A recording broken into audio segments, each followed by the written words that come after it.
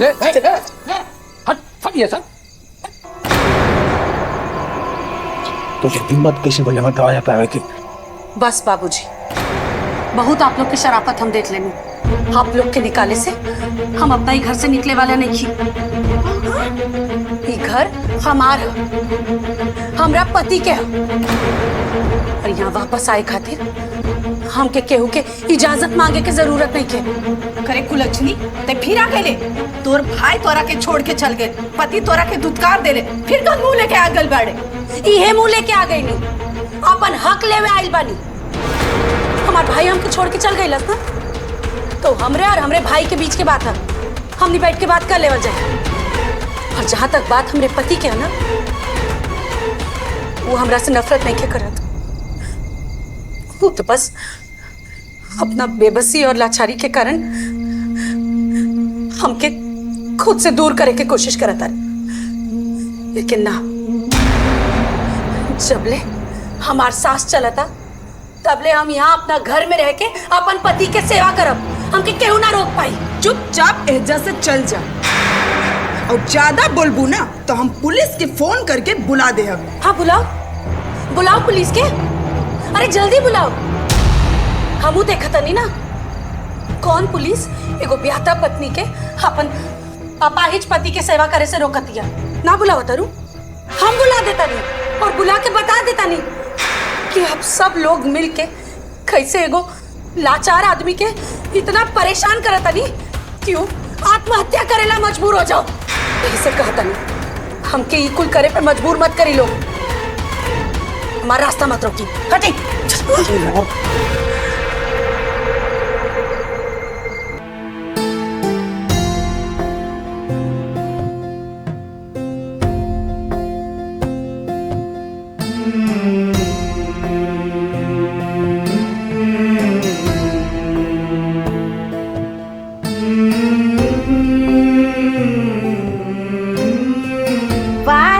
धर्म करम वाली बहुरिया, हाँ यही जा पूरा घर भूख से मरता और ई महारानी देश भर का ठेका लेके यही जा आसन लगा के बैठल बाड़ी। माई ई देखा, ई पूजा पाठ ना साफ साफ कम चोरी बा, कम चोरी। भाभी जी भगवान के भरोसे पेट ना भरेला, रसोई में भी जाए के पड़ेला। ऐसा कोनो बात ना, हम पूजा खत्म हो गई, हम अभी रसोई में जात रहनी, बस तनी पूजा बाकी रहल। अरे सुबह सुबह काहे चिल्लात रहो जाए के भाई?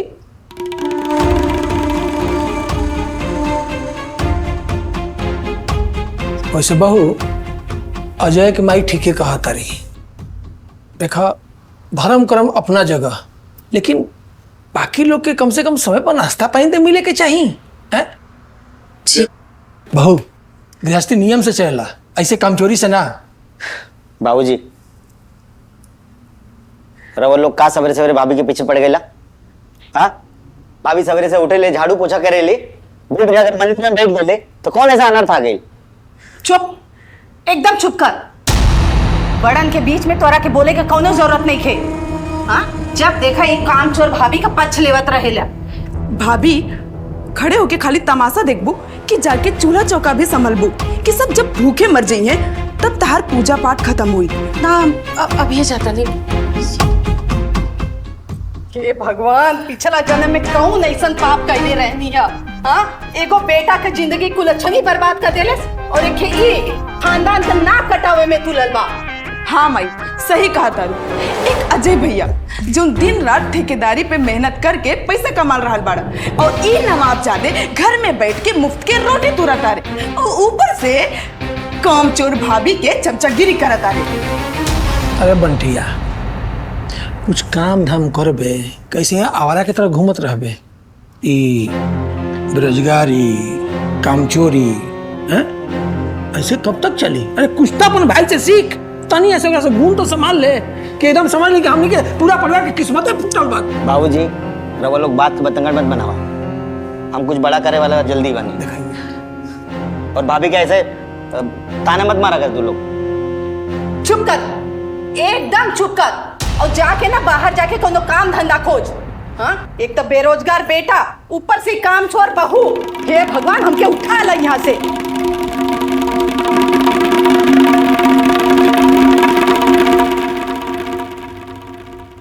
रे बंटिया, हैं? बेरोजगारी आवारागिरी ये एकदम पाल ले बड़े हैं? अरे अपन बड़ भाई से सीख, कितना मेहनत करत रहे, कितना खटत रहे, कुछ तो अंश ले। आज में अपाहिज हो गइल बा हैं कि जिंदगी वैसा ही रहबे। हमनी के किस्मत में फुटल बा तोनी के देख के। बाबूजी इतना छोट बात को बतंगड़ मत बनावा, हम जल्दी कुछ बड़ा करे वाले बने। बड़ा करे वाला बने, करके दिखाओ। कैठे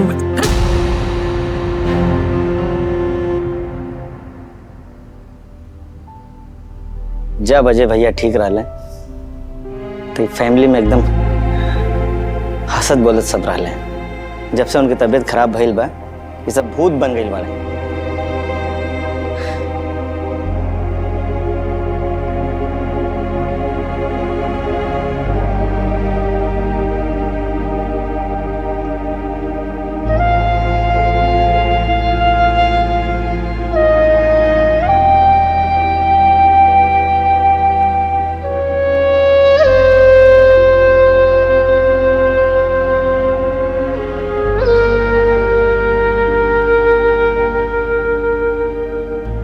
अभी कब तक रहुआ ऐसे घुट घुट के जियत रहा बा? अरे हम कितना दिन से देखा तानी कि घर के लोग राहुल के बात बात पे ताना मारे ले, जुलुम करे ले, मगर रहुआ कुछ ना बोले, चुपचाप सहेली। का कसूर बा भाभी? देवर जी धीरज रखिए। जब कौनो परिस्थिति हमनी के हाथ में ना हो खेले ना, तो बस भगवान पे भरोसा रख के धीरज रखे के चाहिए। हमनी के घर पे ये जो दुख के बदरा छाइल बा, हमके पूरा भरोसा बा वो बहुत जल्दी छट जाए और सब केहू के दिल बदल जाए। रहुआ बहुत सीधी बानी। ये दुनिया में जितना सीधा लोग रहेला ना उतना ही दर्द मिलेला उनके, मगर दर्द के सिवा कुछ ना मिलेला। अच्छा ठीक बा, ये सब बात छोड़ी। आपके भूख लागल हुई ना, हमके पता बा लागल है। चली बाहर जाके सबके बुलाई, हम फटाफट नाश्ता बना के ले आए। ठीक है।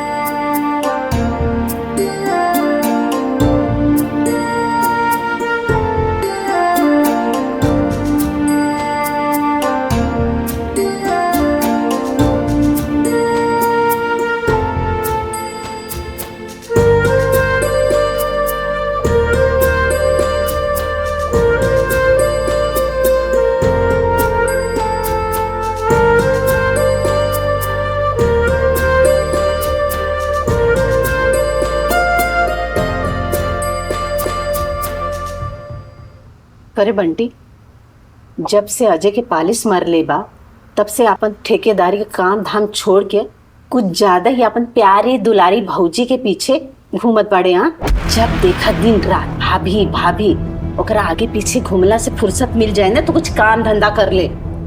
अरे माई, एकरा के कहे डांटत बाड़ो? ई त निकम्मा भाई परम पूज्य भाभी जी के सेवा में लगल बाड़ा, और आजकल तो अजय भैया से ज्यादा बंटी भैया भाभी के पल्लू पकड़ के घूमत आ रहे। जैसन जय के औकात वैसे ही नो के संगत। नीलू ठीक है कहती, सही में अजय के किस्मत खराब बा। अरे ओकर अकल में तब गुस्सा भरल बा, तबे न के लक्ष्मी मेहरारू के पीछे पीछे घूमेला। छोड़ा ये सब लोग, खाना खा। ये देखा, दाल है कि पोखरा का गंदा पानी, न हमें कोनो स्वाद बा न कोनो सुगंध बा। हाँ, ऐसे अपने जैसे मनहूसियत जैसे खाना बना के हमेशा रख देवेली, ओकर तो मती मारल गए। साथे साथे हमनी के जीभ का स्वाद भी बिगाड़े में तुलल बा। माई तू दाल खातिर होवा तारू? ई देखा सब्जी आलू कच्चा बा, एमे कोनो स्वादे नहीं खे। ऐसा लागता कि नून और मसाला के घरी ना भाभी के धक्का लाग गई हुई। जब दिन रात रोवे से फुर्सत मिली तब ना खाना अच्छा बनी। और माई ऐसे खाना खैले से तो हमारी फिक्रे खराब हो जाए। भात बनेले बिया, लागता कि ईटा पत्थर में डाल देले बिया, चुनहु के ओकरा टाइम नहीं है।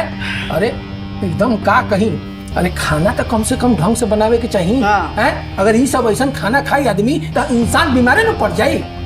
जब से घर में आए बेनु खाली दरिद्रा घुसेगी, जान लो तुझे। बस करा बाबूजी, माई बस करा, बहुत हो गई तो लोग के।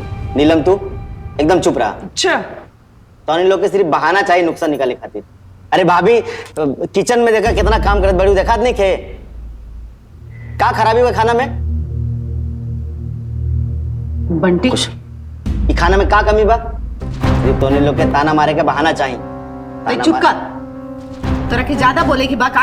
हाँ, हमनी जे कहत बानी सब सही कहत बानी। जब से कुलच्छनी घर में आई बा ना, तो हमारे घरे का सुख चैन सब बर्बाद हो गई बा। घर के साथे साथे हमरे लड़का का भी करम फूट गई बा, जेकरा पल्लो ऐसे मेहरारू पड़ गई। हाँ माई सही कहा तारू। अजय भैया हीरा जैसन लड़का एकरा से शादी करके ना जिंदगी बर्बाद हो गई। और अजय भैया का तो किस्मतें फूटल रही। और ऐसा औरत ना दुश्मन के भी मरना मिले के चाहिए, जे पूरा घर बर्बाद करके रख ले भैया।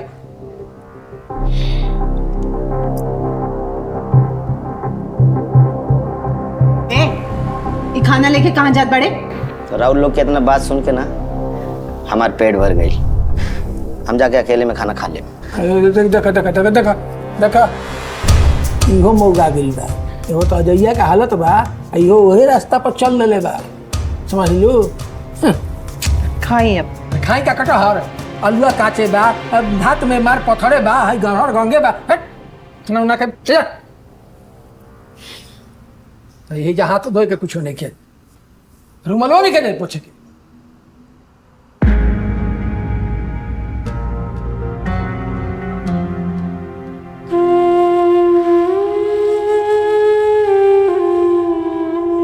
जी आइए, खाना बना के लिए आइल बनी, फटाफट खा ली। अरे देखिए, ऐसे हिम्मत ना हारल जाला। अरे आपके पसंद के गोभी आलू के तरकारी और गर्मा गर्म रोटी बनौले बानी, पूरा खाए के पड़ी, कोनो नाटक ना चली आज। रह दफो ना, अब कब लेता रहा भरोसे जिंदा रहा। आधा शरीर तो हमार खराब हो गई बा। भगवान हमार जान काहे ना ले। जो ना प्रेम के खातिर तू अपना माई बाबूजी भाई से लड़के हमारा पास आई लो, सब चकनाचूर हो गई। हम हाँ कर रहे बानी। सब शगुन बात ना बोलल जाला जी। डॉक्टर कहले बाड़े ना, बस तनी सा मेहनत करब तो सब ठीक हो जाए। हाँ देखिए, कल हमनी के नया फिजियोथेरेपिस्ट के पास जाए के बना, कोनो नया मशीन लेके आए बड़े, और से एक्सरसाइज करब ठीक हो जाए। आप अपना गोड़ पर खड़ा हो जाए, हमके पूरा यकीन बा। ऐसे हिम्मत मत हारिए आप। बंद करा बोला, बंद करा अपन झूठा दिलासा। हमरा के ना जाए के बा कोनो डॉक्टर के पास, ना जाए के भावना के, ना जाए के बा। हमरा पे काहे गुस्सा निकाले तनी जी? हम तो बस हम काहे ना दिखाई गुस्सा। बंद करा अपन ही। हमारा पूरा शरीर खराब हो गई बा। हम तारा के कुछ ना दे सकेली, न प्रेम न सहारा। चल जाए जैसे काहे बनल मानो हमरा गले के पास। चल जाए जैसे हम कतई चल जा, अपना मोई के चल जा। चल जा, चल जा जैसे, चल जा, चल जा।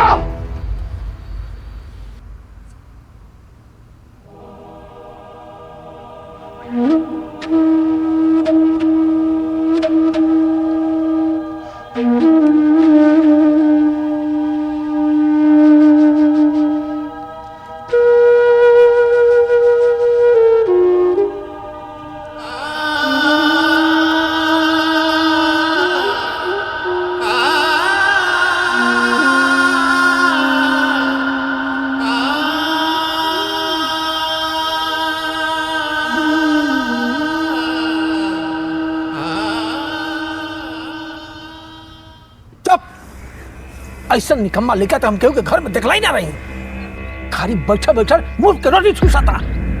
अरे कोनो काम धंधा की चिंता बाकी ना, आगे सोचले का बड़े। बाबूजी भैया जल्दी ही ठीक हो जाइए, फिर हमने इनके ठेकेदारी चालू हो जाएगी। अगर ना ठीक भइल तो बाबूजी ऐसा काहे कहते रहे लोग?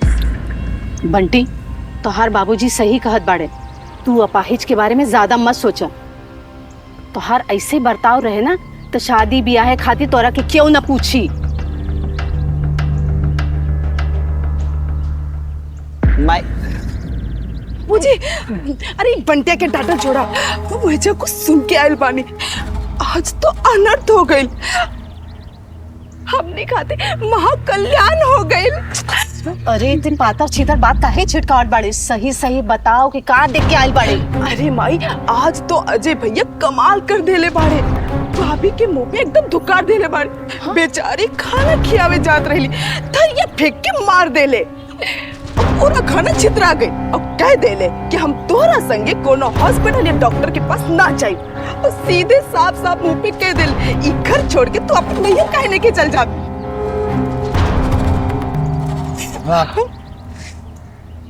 ये तो बड़ा खुशी के बात है।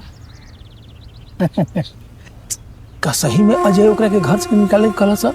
हाँ बाबूजी हम अपने कान से सुन ली। हाँ अब आयल ना ऊंट पहाड़ के नीचे, हम जानत रहनी कि अजय ओकर कितना पछ ले लेवे। बाकी जब से वो अपाहिज भइल बा ना, ओकर दिमाग में ठिकाने आ गइल बा। अब हम देखब इतना बेइज्जती के बाद वो कनमुही ई घर में कैसे टिकल रहे और कब तक।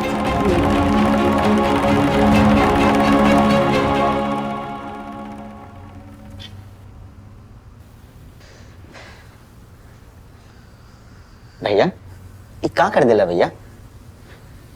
जकरा साथे रहुआ जिंदगी भर साथ निभावे के कसम खेले रहनी, आज ओकरे साथे ई ढा देली।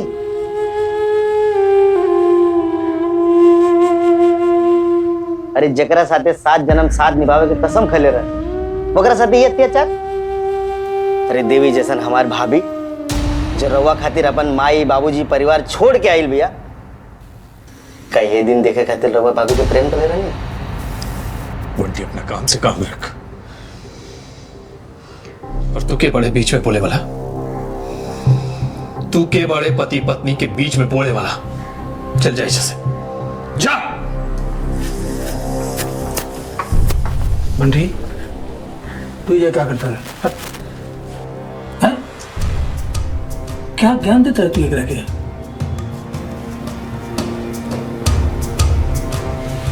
अजय बेटा नीलू जी कहा तरीका उस सच बा? क्या तू सही में वो कलंकनी के घर से निकाले के बोल दिले बड़ा? बेटा हमके तो अपने कान पे विश्वास ही नहीं किया होत। सच बताओ ना, तू ओके होकर औकात दिखा देला। हमरा के तो लागल आज भी होकर पक्ष ले, लेकिन बेटा आज तू अपने माई के छाती चौड़ा कर देला। हाँ भैया साफ साफ बता दी, कल से ही करम जली हमरा आँख के सामने दिखाई न देवे के चाहिए। उनका तू सच में ओकरा के नैहर भेजे के मन बना ले बाड़ा ना? हाँ हाँ ये सच बा। नीलू जोन कहा था नहीं, एक एक अक्षर सच बा। हम कह दिले बनी पूनम से कि हमने के रिश्ता खत्म हो गइल बा। तो भैया नेक काम में देरी कौन बात के? जोन कल करे के चाहे वो आज हो जाए। भैया तू भाभी के नैहर फोन करके उनके भाई से कह दा कि वो आके अपने बहन के ले जाए। हाँ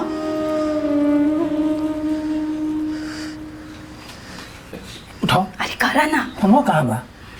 देखा एंजल उठाओ।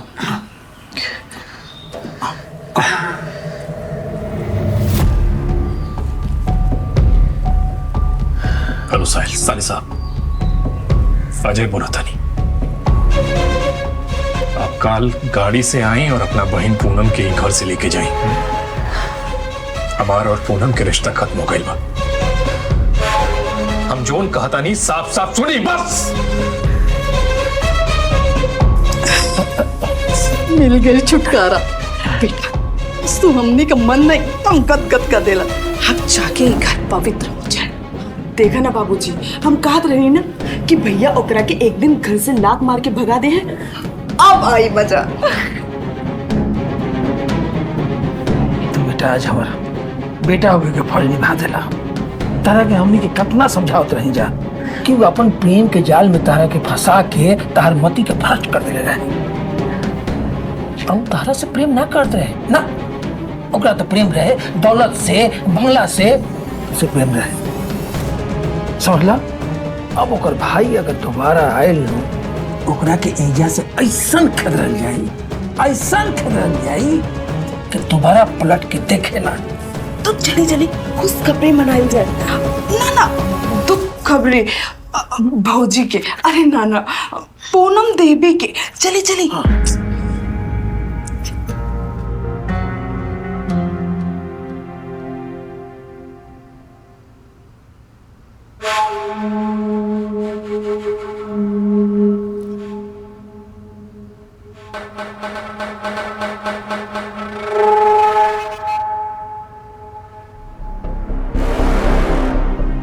सुन रे थोड़ देर का बहुरिया, बड़ी सती सावित्री बनत रहले ना। बहुत हो गए तो हर सेवा का नाटक, अब तो ढोंग का पर्दा फाश हो गए। हाँ भाभी, अभी रोवे धोवे के नाटक ना ई घर में ना चली, काहे कि अभी अभी भैया अपने हाथ से तोहर पत्ता काट देले बाड़े। और हाँ, कान खोल के सुन ला, कल तोहर भाई आ रहा बा तोरा के विदा करावे खातिर।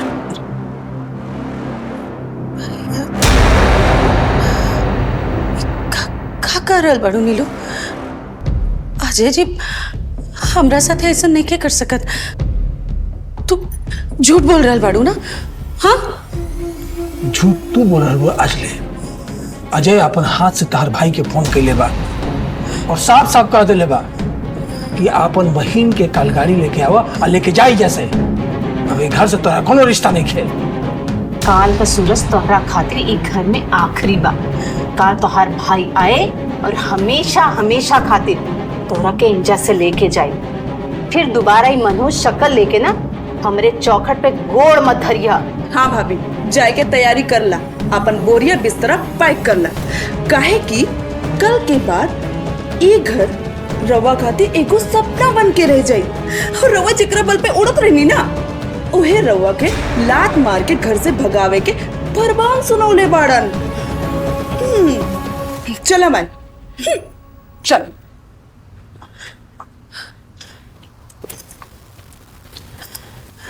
बंटी तू कम हो देखता रे हैं? जेकर पति ओकरा से रिश्ता नहीं रखले ओकरा से तोरा रिश्ता रखे कोनो जरूरत नहीं है। चल चल चल ये चल चल।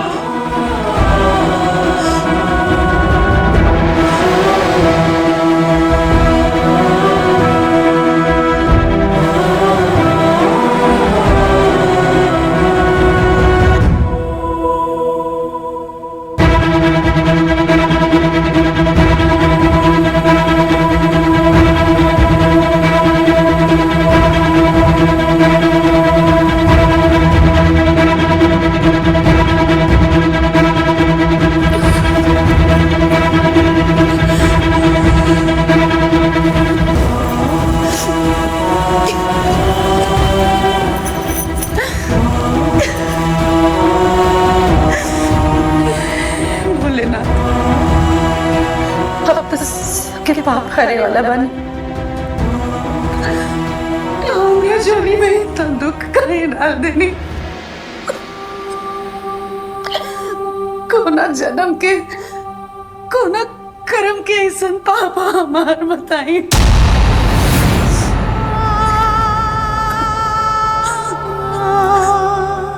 हमार का कसूर है?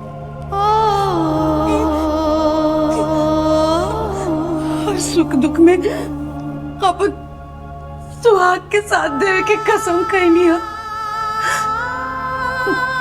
14 दिन से वहाँ के व्हील चेयर पर आई नहीं, और दिन से हमके अपन देह के सूद बुद्धता रहे। हम दिन रात एक कर देनी बस ताकि हमार सुहाग फिर से अपना गोड़ पर खड़ा हो जाए। ये हमार कसूर है। अरे एकरा खातिर हम पूरा दुनिया के इतना ताना सहनी, एक घर के लोग के इतना ताना सहनी, सब सुननी चुपचाप। ये कसूर है हमारा, खाली उनके।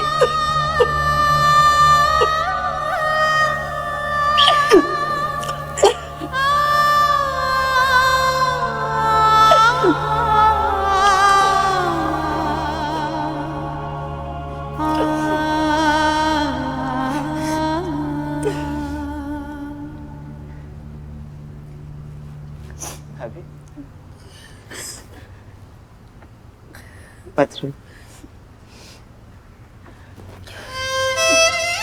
जाने सुनिए रोवा ना, भोले बाबा पे भरोसा रखे। वो अपने भक्तन के परीक्षा लेवे ले मगर को नुकसान ना पहुंचा दिए। सब ठीक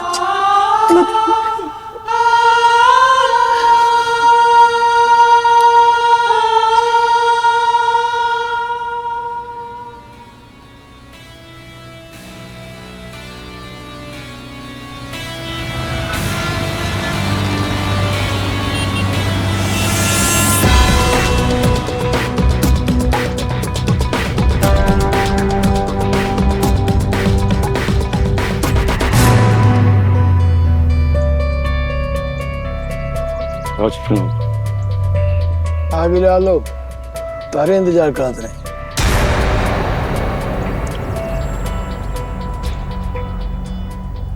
निकले आलो, जंतु आ गई। देख लेला अपने बहनी का करतूत। ई घर के नरक बना के रख दे ले बा। जब से एकर मनहूस कदम ई घर में पड़ल बा ना, ई घर बर्बाद हो गइल बा। हमार बेटा अपाहिज हो गइल, काम धंधा सब चौपट हो गइल। और वो अपने आप के ना सदी सावित्री समझत रही, लेकिन भीतर ही भीतर ये पूरा घर के ना बर्बाद कर देले बाड़ी।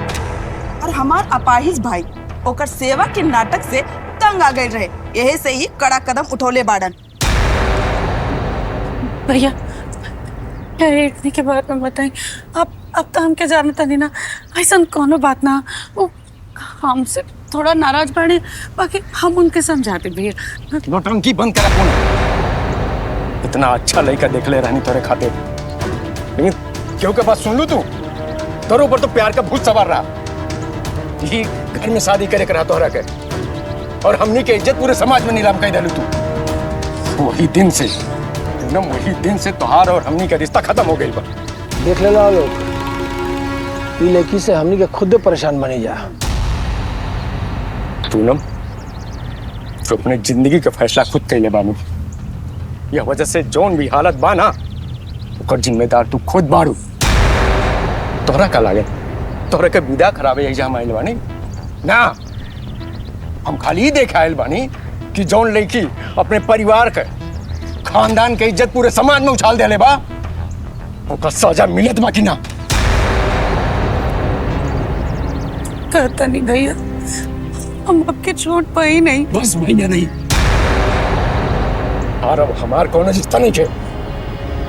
अब तुम मरा जिया, हमरा से कोनो मतलब नहीं थे। ये तो हार सजा बा, होगा तू खुद भुगता। भैया भैया हमारी बात सुनी भैया। अभी हम क्यों नैहर के लोग की जरूरत है, हम बहुत परेशान बानी भैया। पूनम, ये फैसला बाबूजी के भी बा। अब हमनी से तोहार कोनो रिश्ता नहीं थे। भैया ऐसे मत बोली भैया। भैया कम से कम आप बाबूजी के समझाई भैया। क्या करत नहीं, दरवाजा खोली, दरवाजा खोली। हम अंदर कैसे आई?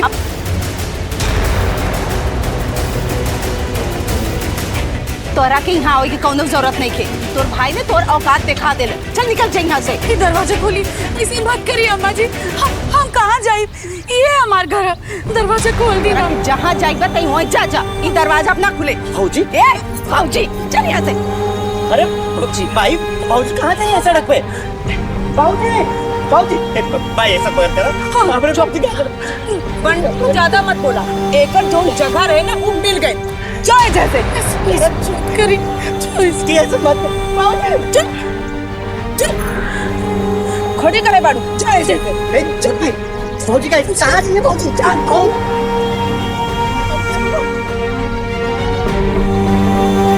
अंदर चलिए।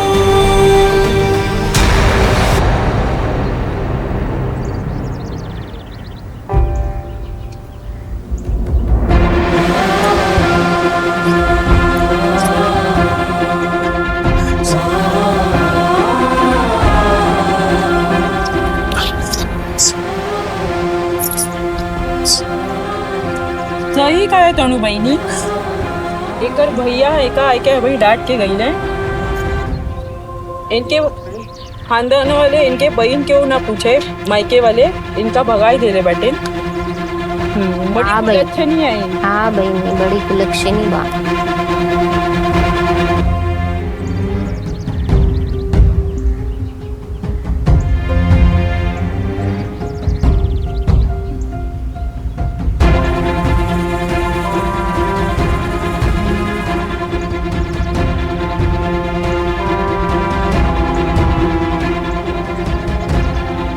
हाँ सही कही हूँ बहनी।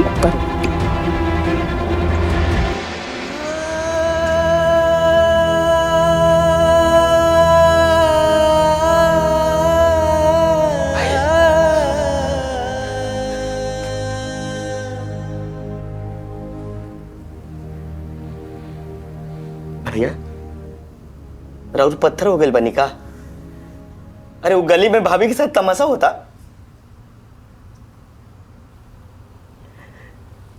हंसत हैं लोग, माई बाबूजी बहन इधर सब कसाई हो गई बने, लेकिन रउआ रउआ उनकी बेइज्जती ऐसे कैसे देख रहा बनी भैया? कैसे देखा था? नहीं बंटी बंटी हम तरह के कितना बार कली हमारा पूनम के बीच में मत बोल। तू भी छोट पड़े रे दुनियादारी नहीं के समझता। ना भैया ये दुनियादारी ना है जी। पत्नी राहुल के सेवा खातिर अपने भाई के लाड फटकार सब सह गई। नहीं तो अगर कहीं घर से दिल्ली से बाहर निकाल देना, अगर भाभी के साथ कुरान अनहोनी हो गई तो रवा के कब वो माफ ना कर पाएगा, कब वो ना कर पाएगा। हम तो कहा था ना चलो ना भाभी के अंदर नहीं गए। चुप कर बंटी। तो हिम्मत कैसे मिला हमरा के समझा लेके? हम कह देनी कि पूनम के संग हमारा रिश्ता खत्म तो खत्म। तरह के ढेर हमदर्दी बना पूनम से तो तू चल जाओ ऐसा से।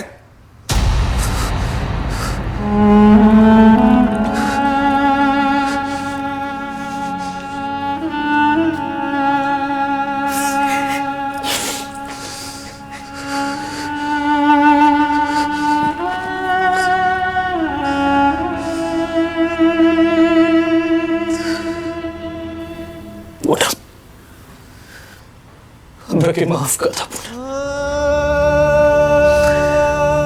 हमरा पास कौन रास्ता न रहे। हमरा के माफ कर।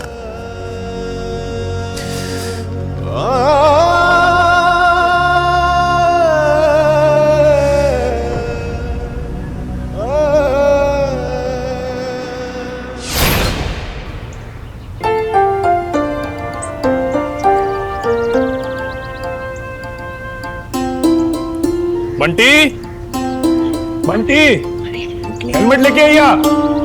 हाँ आ गए नहीं भैया, तीन हेलमेट। चला लेके बैठा बाहर लगा। अच्छा चले। अरे एक मिनट, टिफिन टिफिन भुला गई नहीं। कहाँ कैसन धूम चढ़ल बा कि खाए पिए के भी ख्याल नहीं के। अच्छा सुना, दोपहर में कोनो होटल में बैठ के मत खाइया, खाना साथ में दोनों भाई बैठ के खाइया। अरे भाभी खुशबू से तो ऐसा लगा कि हमारे मन पसंद के पनीर और पूरी बनने वाली है। अब दोपहर तक इंतजार ना करब भाई, यही खा के चली। हाँ भाभी ये सुना, हाँ। खाना पे कम काम पे ज्यादा ध्यान दे। अच्छा पूनम माँ, टेंडर निकले वाले को प्रार्थना करिए। हम भोले बाबा से प्रार्थना करें आप ही के टेंडर मिली। Thank you. ध्यान से जाए। ठीक है, इला हेलमेट लगा लिया। हाँ अच्छा।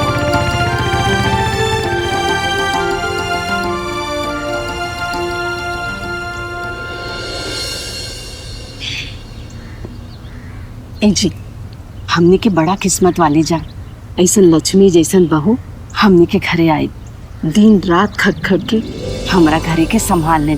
अरे हमरे बेटा का तो तकदीर संवार दिलस। अरे माई, खाली भैया की किस्मत ना, पता बा भाभी भैया से रोज खाली हमरा खातिर नया नया साड़ी और गहना लावे के।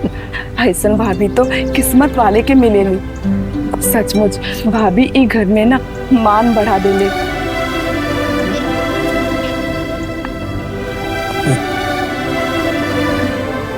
तुम लोग एकदम सही कहा कर। जब से पूनम ई घर में आयल बियान, अजय के ठेकेदारी में दिन दुगनी रात चौगनी बढ़त होता। हमार बहू साक्षात पनपोहना ही।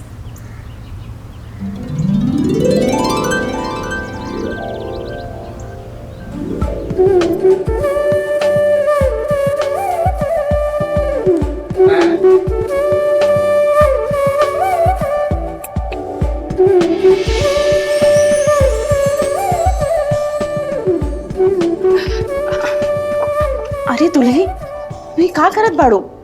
एक गोर गोर हाथ बर्तन माजे खातिर थोड़ी ना किधर छोड़े करा के। अरे वैसे भी तू सवेरे उठ के पूरा परिवार खातिर खाना बनावे ले। अरे बर्तन तू मजबू तो हमने कहा जब बैठे खातिर बानी। ओमे का भइल माजी, 2-4 गो तो बर्तन बा, अभी माज के रख दे। अरे ना भाभी, बिल्कुल ना। आज से तू सवेरे के बर्तन हम मांजे, रवा बस ठेकेदार के बंदी बन के रही। और रवा के हाथ में सर्फ साबुन अच्छा ना लागेला।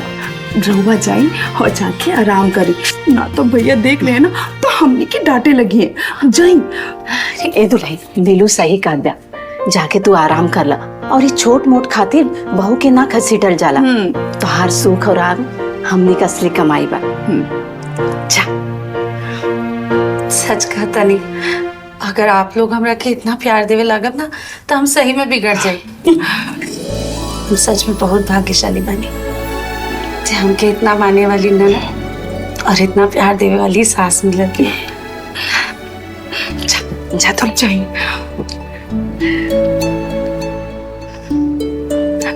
नीलू, जल्दी से ते बर्तन मांज। हाँ हाँ अभी।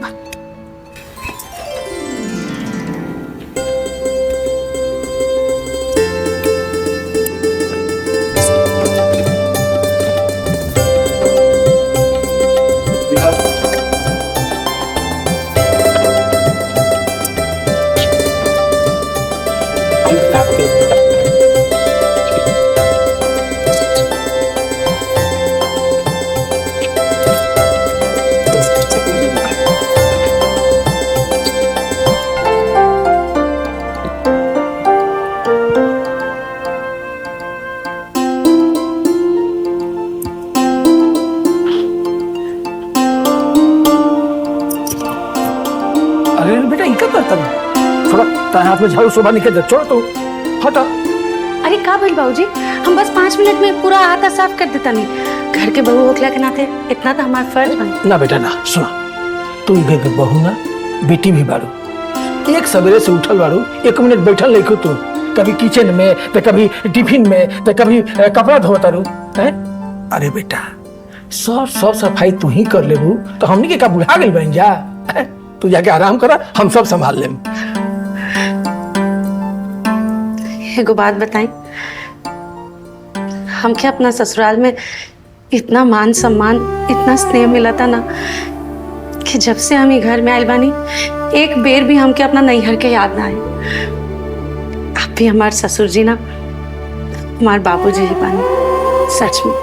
ना बेटा, तहार हंसता खिलता चेहरा ही घर के रौनक बा। ए साफ सफाई छोड़ा, तू जा चाय पी के आराम करा, हम सब कर ले। छोड़ बाबूजी, अब कम से कम इतने हमके साफ कर दी ना। ना अगर आप झाड़ू लगाई तो हमके नरक मिली। अब आप इतने हमके साफ कर दिए, ओकरा बाद हम सच में बैठ के चाय पियब। सच कहता नहीं। बैठी आराम से बैठी, खाली इतने से बात। ओहो,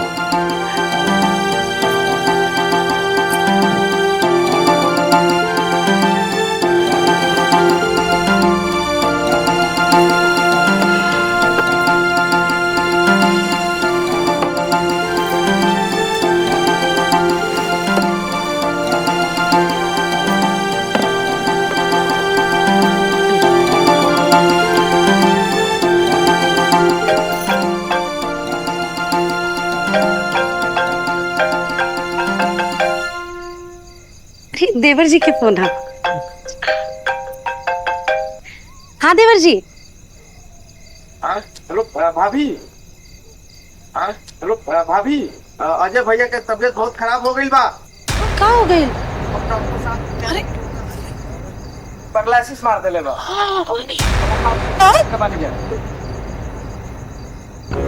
पैरालिसिस?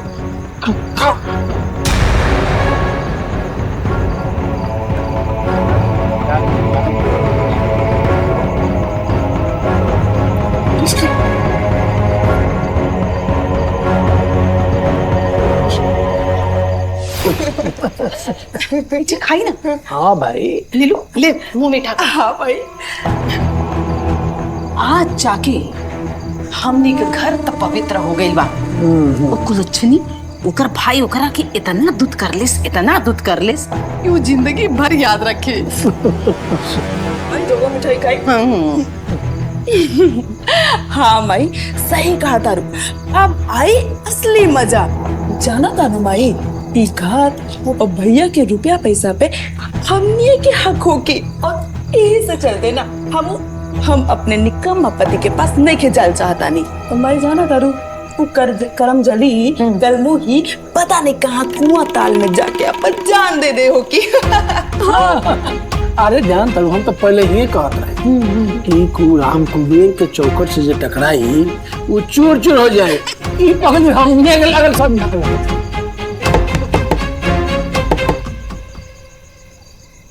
अरे बाप रे बाप, इतना रात के क्यों मार तोड़े में लागल बा?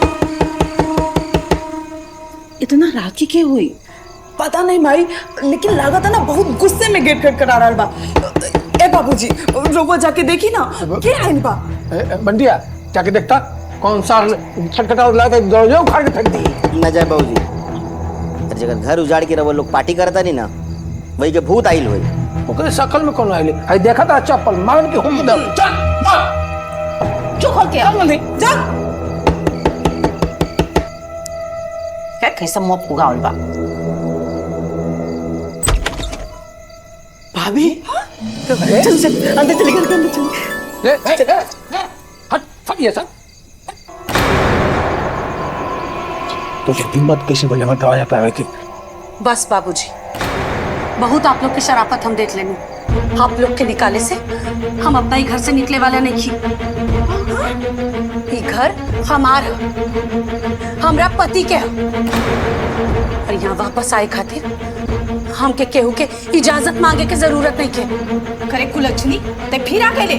तोर भाई तोरा के छोड़ के चल गए, पति तोरा के दुत्कार दे ले, फिर कौन मुंह लेके आ गल बाड़े? इहे मुंह लेके आ गई नहीं, अपन हक लेवे आइल बानी। हमार भाई हमके छोड़ के चल गई लस ना, तो हमरे और हमरे भाई के बीच के बात है, हमने बैठ के बात कर लेवल जाए। और जहां तक बात हमरे पति के है ना, वो हमरा से नफरत नहीं के करत। वो तो बस अपना बेबसी और लाचारी के कारण हमके खुद से दूर करे के कोशिश करता है। लेकिन ना, जबले हमार सास चलता तबले हम यहाँ अपना घर में रह के अपन पति के सेवा करब।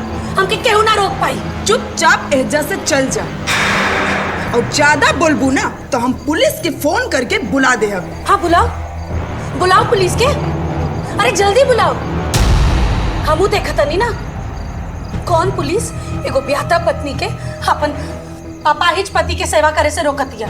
ना बुलाओ तरू, हम बुला देता नहीं और बुला के बता देता नहीं कि अब सब लोग मिल के कैसे एगो लाचार आदमी के इतना परेशान करता नहीं, क्यों आत्महत्या करेला मजबूर हो जाओ। ऐसे कहता नहीं, हमके ई कुल करे पे मजबूर मत करी लोग। हमारा रास्ता मत रोकी, हटी।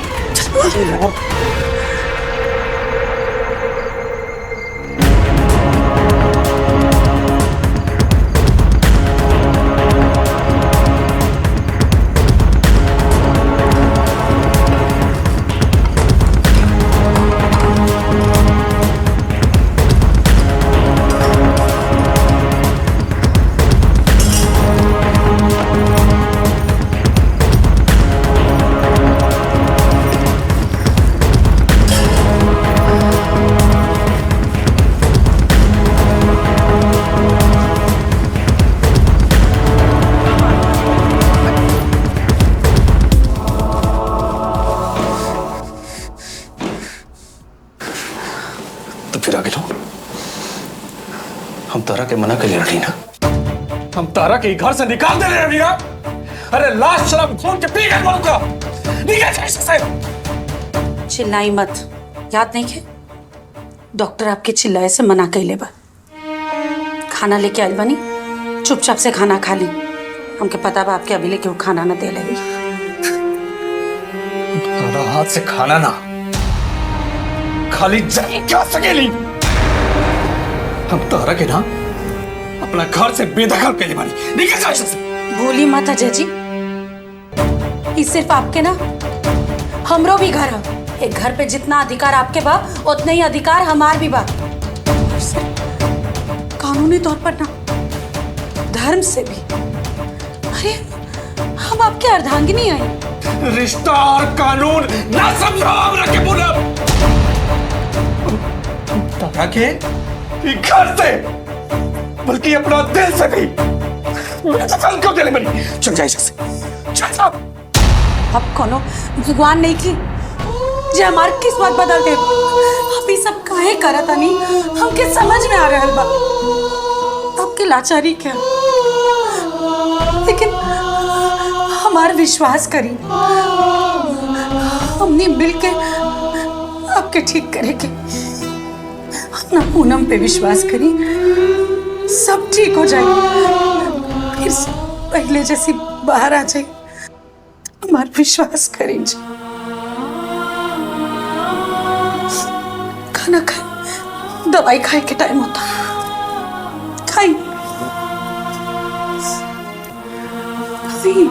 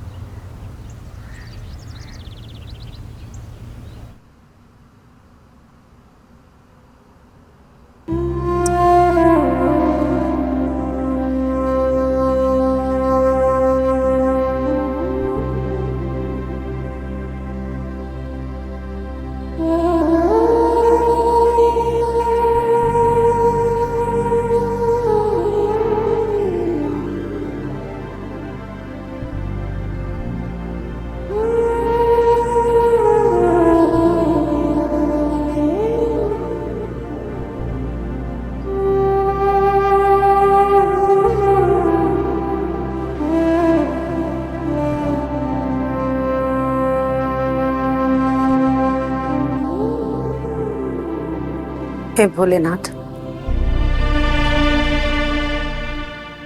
आप ही के भरोसे हमें घर में वापस आइल बनी। आपके सहायता के बिना हम एक कदम भी ना आगे बढ़ पाए। हमारी सहायता करी प्रभु कि हम कुल परिस्थिति से लड़के अपने पति के ठीक करा सके। जय भोलेनाथ।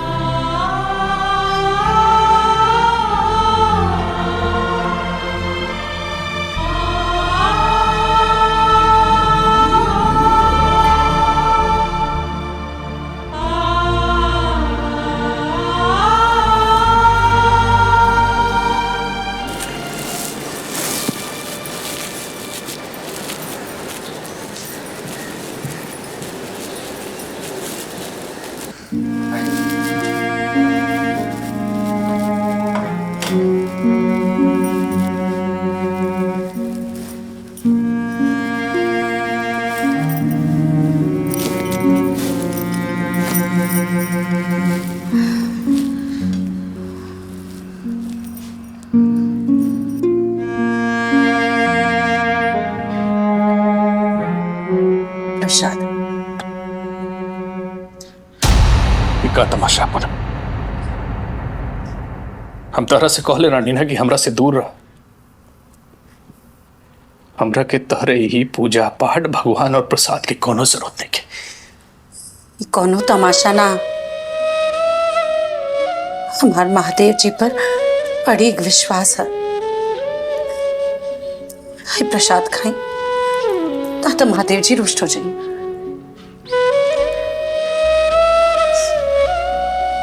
रहा बात आपसे दूर हो गया क्या?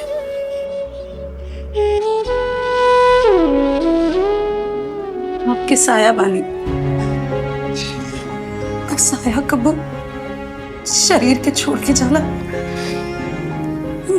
साया कभी अंधेरे में ना होला पूनम। और तू कितना जल्दी हो गई बड़ू, कल रात के बाद भूल गई लू। अरे तू काहे हम जैसा अपाहिज के साथ रह के अपन जिंदगी बर्बाद करता। क्योंकि बार बार यहाँ से भगावे की कोशिश काहे करता नहीं, क्योंकि बहुत अच्छा से समझ में आता नफरत तो आप हमसे करी नहीं के सकत। आपके यह डर बना कि आपके परिवार शायद हमके कोनो नुकसान पहुंचाई। मत डराई, हम संभाल ले। तेरे जाना तारू तो काहे ही नरक में कूदा तारू तू। जौन माई हमरा के जन्म दिलस वो बदल गेलस। जौन बाबूजी अपन हाथ के सहारा देके चले सिखौलस वो बदल गेलस। और जौन बहन ई हाथ में राखी बंधे रहे ना वो बदल गेलस। हे पूनम हम अपाइज हो गई बनी, हमार जिंदगी बहुत दिन के ना। तू चल जा यहाँ से। अरे सब ठीक हो जाए, भरोसा रखी ना जी। और अगर हम पर भरोसा नहीं के तो कम से कम महादेव जी पर तो भरोसा रखी। हमके पूरा यकीन बा भले आज आप व्हील चेयर पर बानी, पर बहुत जल्द सब कुछ ठीक हो जाए। अब वापस अपना पेट पर खड़ा होकर और सब केहू के मन फिर से बदल जाए। बस आप हार मत मानिए। एगो पति पत्नी साथ मिलके कोनो परिस्थिति से लड़े लेना तो जीत निश्चित हो जाए। हार मत मानिए।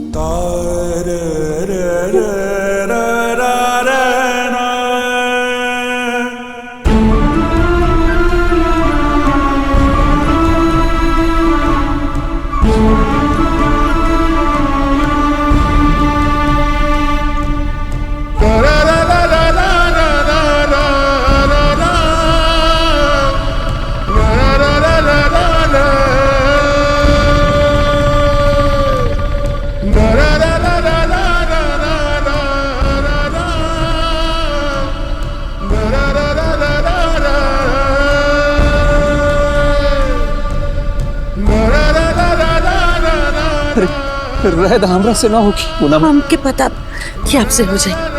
आई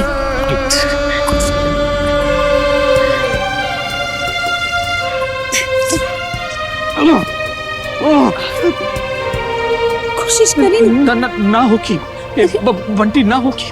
कोशिश करी भैया।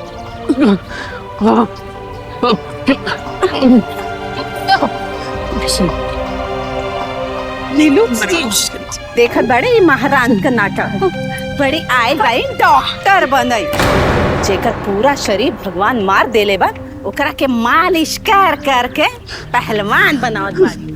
हाँ माई, काट के उम्र कभी ना सकेला का। अब तो भैया जिंदगी भर बैठल बैठल खाए वाला बोरा बन गइल बाड़े। ई भाभी साहब सोचता रही कि दोरे लगिए। हमरा से ना होगी, देखा सब तमाशा बनाओ तरन। हमरा के कमरा में ले चला। वैसे अपाहिज वाला जिंदगी ना चाहिए चाहता नहीं। प्लीज बनाओ। कहा तो नहीं सब ठीक हो जाए। अब भगवान पर भरोसा रखी। ये लोग के बात का सुना था, ये लोग के तो काम बा क्योंकि कटल उंगली होके तो ऊपर नमक छिड़के। आप इतने की बात मत सुनिए, आप कोशिश करिए। हमके यकीन बाकी आपसे हो जाए। हमरा खातिर अब कोशिश करिए। आई कुछ हमके यकीन बाकी आपसे हो जाए। ए पूनम, ए बहुरानी, ज्यादा सती सावित्री मत बना। अब वैसे भी लंगड़ा घोड़ा पर दाव ना लगाएगी चाहिए। भगवान जरा पर लात मारलन नो कहीं के ना रहल। हम तो कहता नहीं कि जितना जल्दी समझ जेबू नु उतने जल्दी भलाई हुई। वैसे भी है अब कोनो काम के रहल नहीं। बाबूजी ही लंगड़ा घोड़ा ना शेर बाड़ा। अले अभी तनी घायल पड़े, बाकी देखा बहुत जल्दी अपना पैर पे खड़ा होके फिर से दहाड़े लगे। जितना हंसे के बाद हंस कहे से कि एक बेरी ठीक हो जाइए ना, तब आप लोग कैसे हंसे के मौका और ना मिले। एक बार में कोशिश करिए, बस एक बार। अरे ना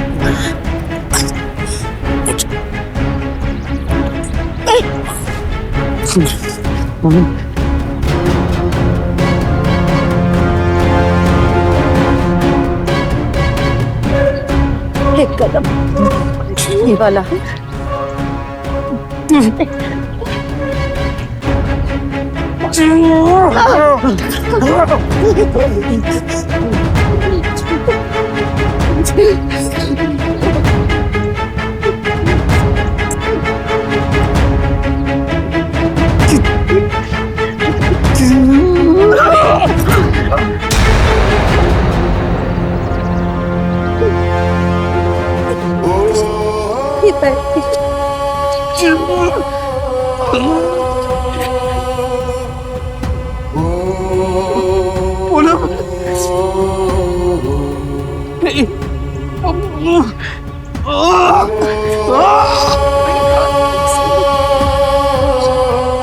नीचे लेके आई देवर जी।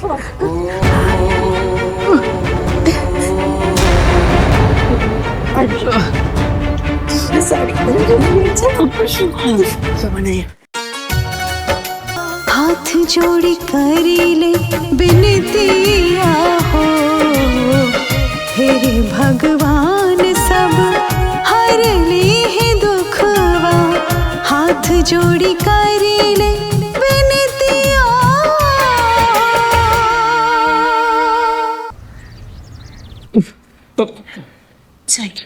कहा था लेना, बस मंदिर तक 2 या 3 कदम कोशिश तो करिए। जय बोले जय भोलेनाथ।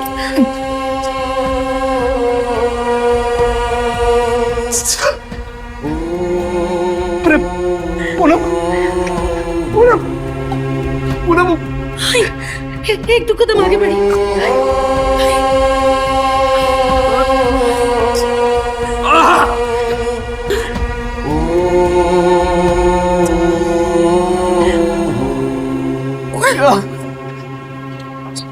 अरे पूनम,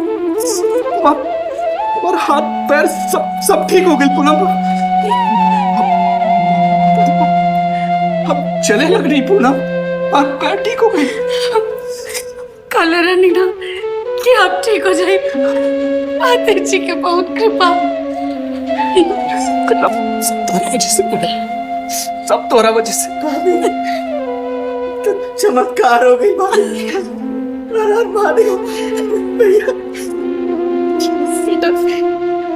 ये कैसे हो गए? डॉक्टर तो तोरा के फेल कर दे ले रहे ना, तू तो खड़ा हो गई ला। सच अपने पैर पे खाड़ हो गई नहीं।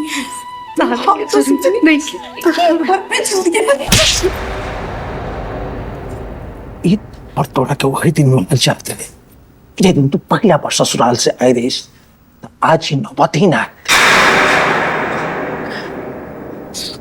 नोबेल बाबूजी, बेटा तू तो चले लग रहा। ठीक हो गई बेटा, ठीक हो गई। चल का भाई बाबूजी, माई रउआ लोगन के बोली कैसे बदल गए? का खात रहनी आप? चीनी के बोरा, काट के उल्लू। बाबूजी का खात रहनी? लंगड़ा घोड़ा। अरे हम वो है अजय आई जगन के लाचारी और बेबसी देख के रवा लोग लात मार दे रानिया। वो है जी शांत हो जाइए, एक कोई बात भूल जाए। देखिए भगवान की कृपा से अब ठीक हो गई बानी। बस भगवान के शुक्र करी, एक कोई मत सोची। पैसा चाहिए ना? रुपया, धन दौलत, बंगला, गाड़ी सब ले ले भाऊजी।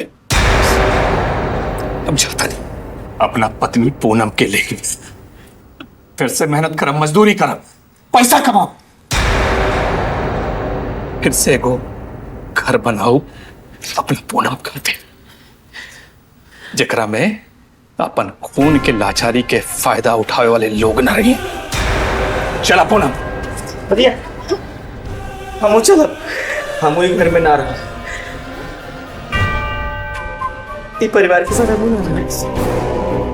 हम चला, रवा के साथ रहा भाभी। हाँ अरे बंटी, तू तो हमारा लक्ष्मण बाड़े, पर राम लक्ष्मण के बिना अधूरा। बेटा रुक जा बेटा, हमके माफ कर दे। हम तारे और बहू के साथ बहुत गलत कहनी, हमरा के माफ कर दे। हमारी गलती तो माफी के लायक नहीं की, हमने से बहुत बड़ा पाप हो गए।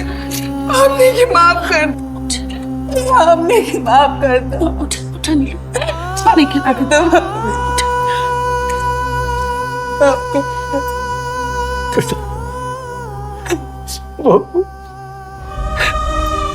हमने के माफ कर दे बेटा, हम अहंकार में पागल हो गए। जब बेटा तो ही घर में ना रही, अरे धन दौलत लेके हम का करो हमें धन दौलत लेके। बेटा तनिया से दुख यही बात कर रहे कि तू लोग अपन मर्जी से शादी कर लेना। अब हमें मन में कुछ ना रहे बेटा, आज नहीं एगो बाप माफी मांगा था, माफ कर दे बेटा। रउआ लोग माफी के लायक नहीं के बाबूजी। अरे जौन परिवार लाचारी में अपन खून के साथ छोड़ देवेला, वो परिवार कैसे? चला पूनम। बेटा रुक जा, तेरे साथे जौन कुछ भइल ना ओकर दोष हम बहू के दे देनी। तू लोग चल जाइबा ना तो हम अपने आप के कबो माफ न कर पाओ। बहू आपके माफ कर दो, रुक जा। हे भाभी घर छोड़ के ना जाए, माफ कर दे भैया, हमें माफ कर दे। बहू अजय के बोला ना रुक, अब क्या करूँ बोला ना बोले ना भैया देखिए ना बाबूजी, माई, बहन सचमुच के बहुत पछता रहे बारे। राहुल का दिल तो बहुत बड़ा बना, एक बार हमारा खातिर इन लोग के माफ कर दे, माफ कर दे हमें, माफ कर दे। कहा साहब पूनम, इतना साला के बाद हाँ हम कहता नहीं कैसे कि सबके माफ कर देले बनी।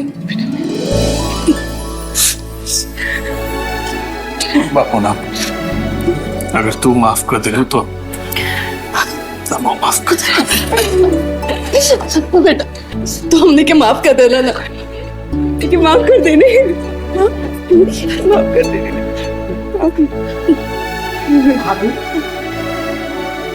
सब सही हो गई, मगर रघु के हमरा के एक बात बताई, जब भैया व्हील चेयर पे रहले, पूरा फैमिली रघु के खिलाफ रहा, समाज खिलाफ रहा, तो रघु के अंदर इतना हिम्मत कहाँ से आई? कैसे ही चमत्कार भाई?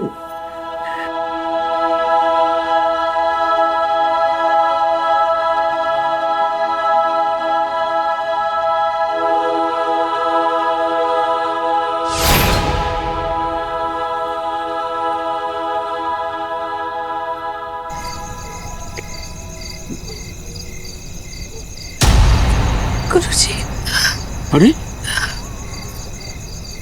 पूनम बेटी तू और इस सुनसान सड़क पे ऐसे हाल में और तेरी आंख में आंसू का भइल बाबू का भइल बोल।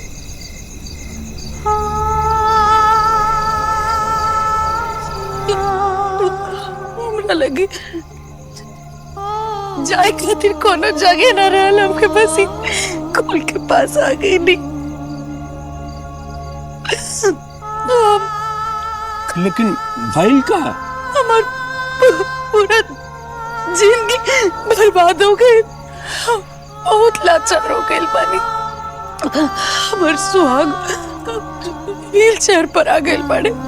हमार ससुराल वाला लोग ऐसा समय पर एकदम सही हो गए बड़े। लोग हमके घर से निकाल देले। हम अपना नैहर में मदद मांगे के कोशिश कई नहीं, भाभी क्यों हमारे साथ देवेला तैयार नहीं के।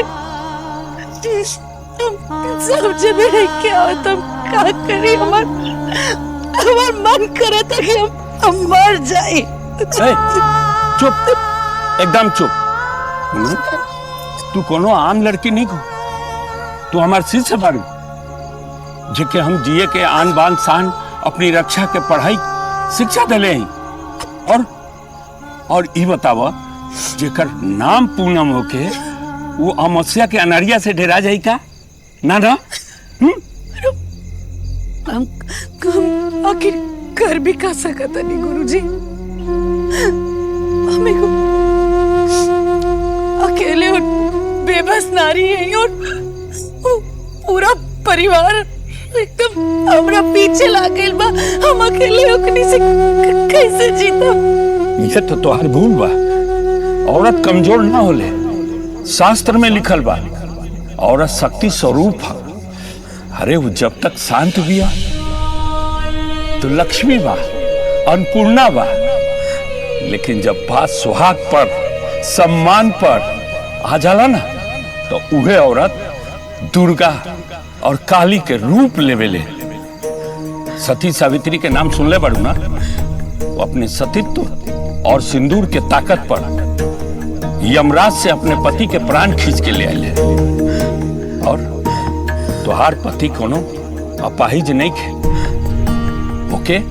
ओकरे मतलबी घर वाला लोग अंदर ही अंदर खोखला कर रहा बा। ओके तहार कमजोर आंसू के ना तहरे फौलादी हिम्मत के जरूरत बा। ई जमाना और मतलबी परिवार के बता कि जब एगो औरत अपने सुहाग खातिर जीत पे आवेले तो काल के भी पीछे हटे के पड़ेला। जल्लू चल। आप हमारा हाथ खोलते नहीं गुरुजी। हम हार नहीं खी सकते। ठीक कहा तनिया। भले हमार पति लाचार बड़े लेकिन उनकर ब्याहता पत्नी उनकर सेवा करे खातिर अभी जिंदा बाड़ी। अब हम रोब ना, अब हम लड़ब। हम वापस अपना घरे जाए और तबले अपना पति के सेवा करब जबले वो ठीक ना हो जाता है। आशीर्वाद दें गुरुजी। विजयी भवा। महादेव इनका रक्षा करिए।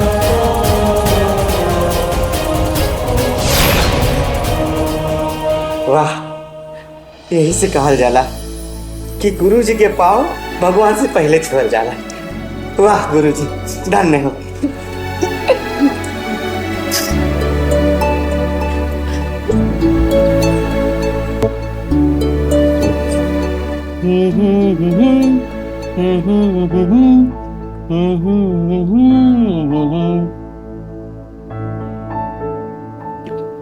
Good morning. Good morning wife जी। नाश्ता तरह के देख लेनी हमारा पेट भर गई। हमरा के देख के मन भर सकेला, बाकी पेट ना। पेट खातिर तो नाश्ता करे के पड़ी। जल्दी जल्दी खा ली, फिर आपके काम पे भी तो जाए के बा। अरे हाँ यार, एक काम करा, टिफिन में पैक कर दो, हम उस साइड पे खा लेंगे। अरे हम दोपहर के खाना खाते टिफिन पैक कैले बानी, बाकी अभी नाश्ता तो कर ली। खाई खाई खाई।